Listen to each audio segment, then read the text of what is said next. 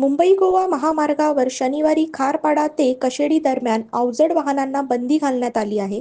रायगडचे जिल्हाधिकारी किशन जावळे यांनी माहिती दिली आहे की केंद्रीय मंत्री अमित शाह यांच्या रायगड दौऱ्याच्या पार्श्वभूमीवर आणि छत्रपती शिवाजी महाराजांच्या पुण्यतिथी कार्यक्रमासाठी होणारी संभाव्य गर्दी लक्षात घेता मुंबई गोवा राष्ट्रीय महामार्गावरील खारपाडा ते कशेडीपर्यंतचा रस्ता शनिवारी 12 एप्रिल 2025 रोजी अवजड वाहनांसाठी बंद ठेवण्यात येणार आहे.